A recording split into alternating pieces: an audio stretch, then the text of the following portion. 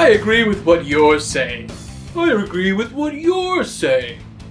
Stop agreeing with yourself. Stop agreeing with yourself. Hello and welcome to Glass Half Full Reviews, where we give every movie a fair punch. Today I will be doing a new segment called Finding the Good, where I take a classically hated movie and find the secret, gooey, good hidden center within.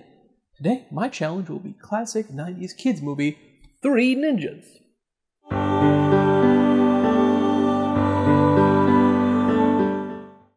The Three Ninjas, which was released in 1992, has an interesting history, coming from an original story by Kenny Kim, who is now best known as one of the voices of Periwinkle on the kids' show Blue's Clues. Edward Emanuel, more recently a producer of a few TV movies, wrote the screenplay, and Jon Turteltaub directed the movie.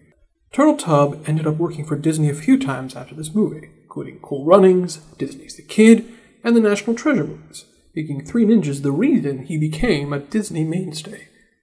It is unclear how the idea was conceived, but clear connections to 1990 smash hits Teenage Mutant Ninja Turtles and Home Alone are evident, although it is also clear that the Home Alone segment was added after the main story was written. Interestingly enough, the ninja craze was primarily in the 80s, but it wasn't something this kid-friendly and Disney-friendly. Don't forget, this movie was made by Touchstone Pictures and distributed by Buena Vista Pictures, both under the umbrella of good old Walt. Which makes this a Disney movie, and suddenly, things become clearer. Which leads us to the Three Ninjas.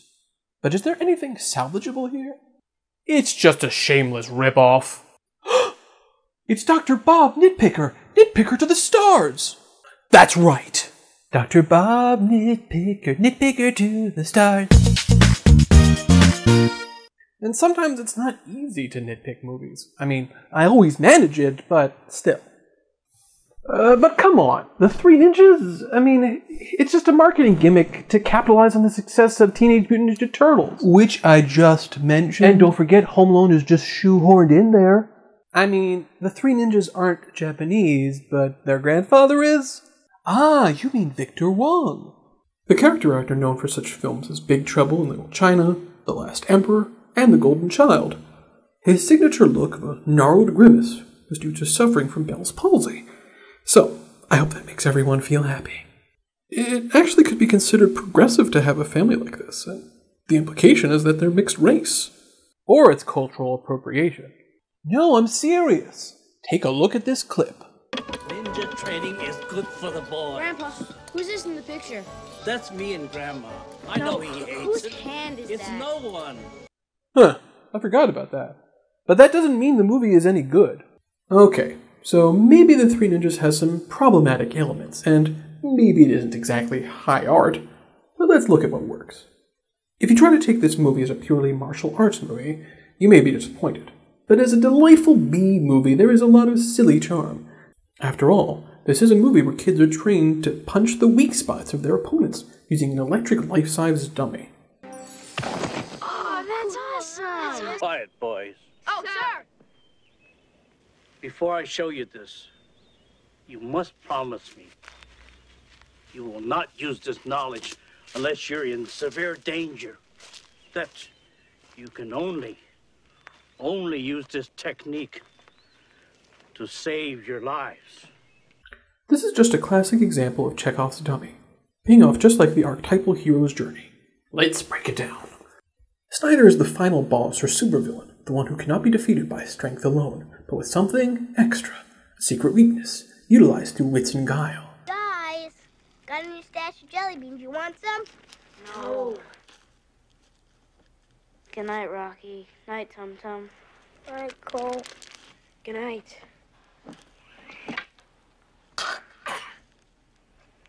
Choked on a jelly bean.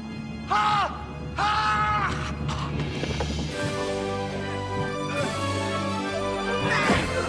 Of course, these were Chekhov's jelly beans, but they also represented the triumph of Grandpa's philosophy of non-lethal victory over Snyder's true misappropriation of Japanese culture. I teach ninja, not murder. Some might say the ninja costumes were ludicrous, as they made no sense in daylight and were therefore ineffective. I say that. Everyone says that.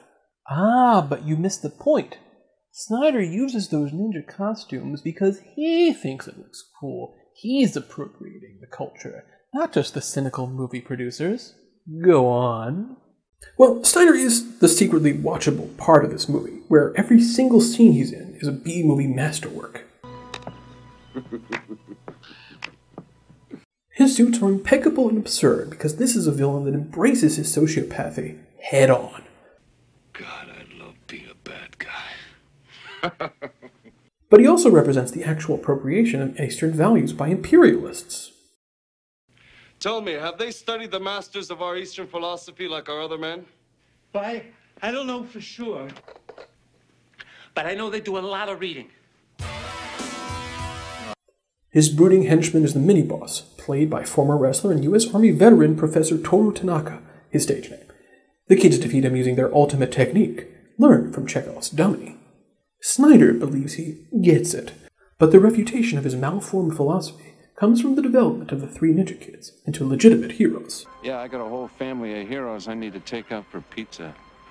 Yeah! Woo! Come on, Grandpa. I hate pizza. I think you're reaching. Am I? Each character has a mini-arc that they are supposed to overcome, although the interference of the studio screwed up the resolutions. It's ridiculous to say that the studio intentionally made it worse than it was going to be. I don't think it is. Consider this. In the international version of the movie, there are several differences. Some are minor changes like dialogue, but there is one significant change. The infamous basketball fight scene. That scene was terrible! Just wish fulfillment for children. Yes, that's what a lot of kids' hero movies are. But the point is this. In the US cut, the protagonists mop the floor with the multicultural bullies in a sequence without import or portent. But in the international version, the kids lose because they were showing off in the wrong context and actually lose the bikes. Yes! Did. Have a nice walk home. Without your bike. Oh, please, Rocky. I don't care. In the finale, Rocky beats up on a kid to demonstrate the correct time to show off, that being to defeat a kid who's a bully. That's awful! He is a bully, though. But these were kids beating up adults earlier, so doesn't that seem now unfair to you?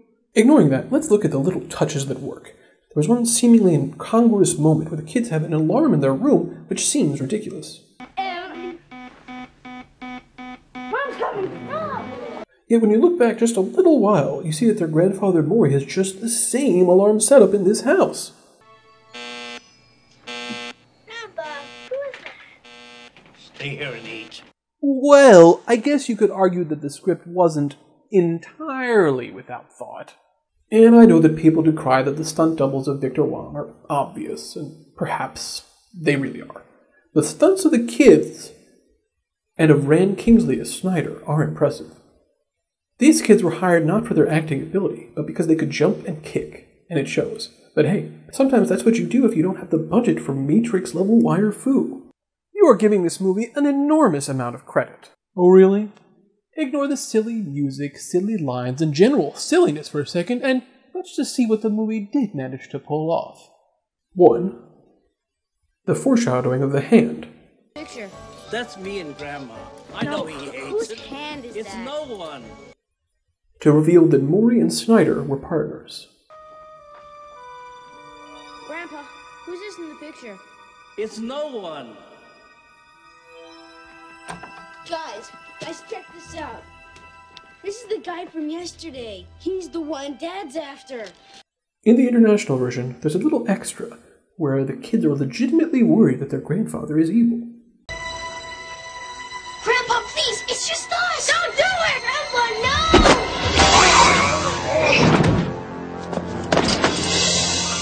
Grandpa! 2. The realization of the principles of ninja.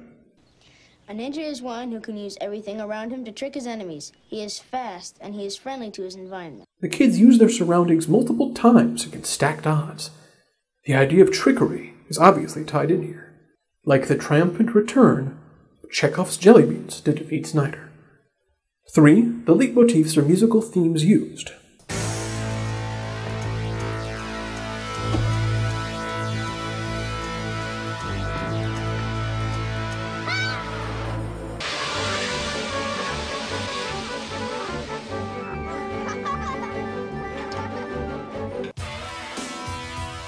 must say, I would most certainly consider getting radical on some lonely, misbegotten beach with this babe. She is beauty for modern man to enjoy. Hey, amigos.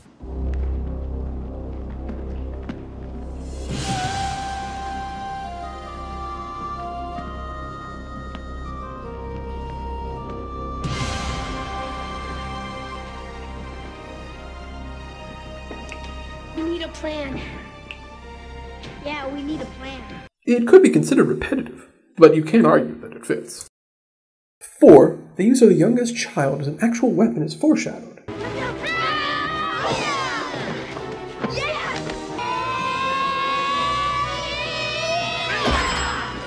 Because the kid has at least control of himself as his own weapon. The Tum Tum name is mirrored by the cuckoo character that he portrays, the kid who's repeating what other kids have to say because he wants to seem wise. You gonna kiss her? Yeah. Are you gonna kiss her? I gotta go. Yeah, me too. Yeah, me too. Say hi to your girlfriend for me. Yeah, say hi to your girlfriend for me. We need a plan. Yeah, we need a plan. That's really annoying. Exactly, it's realistic. I suppose. And don't forget the plot holes. You're defending the plot holes? No. Several plot holes are explicitly called out and hand-waved away. Why didn't Snyder kidnap the kids when he first came across them? Douglas doesn't dare touch me if I've got his kids. You should have grabbed him when you were up at the cabin. Oh! But I guess you knew that already. Because he didn't think of it until later. Why don't the kids have real weapons to use against the Home Alone stoner criminals? Where are all the weapons? The slingshot, the knife throwers. Dad hit him. He doesn't want us messing with him. Oh, great. So what are we going to use against those guys with guns? Because they needed a contrived way to have silly traps. That sounds like you aren't defending the movie. Well, okay, so a few things do bother me. The entire arc of the dad is pretty cliched. With him not spending enough time with his kids to realizing Maury is legitimate to blowing off critical evidence gathering work. Let's go, Sam. You got evidence to collect.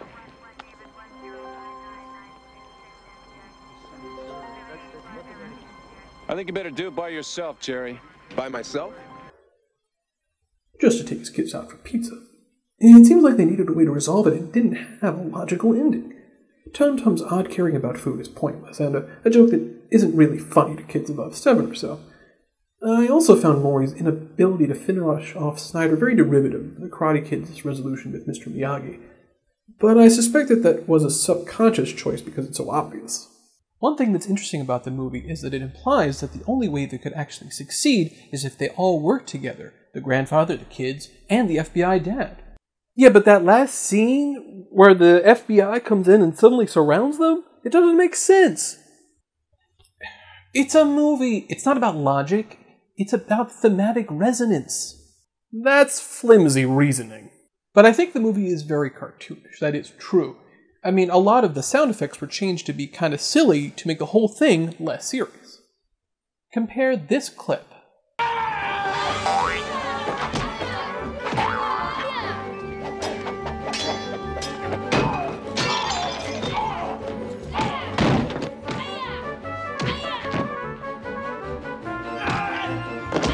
Now watch a version that's a bit less silly.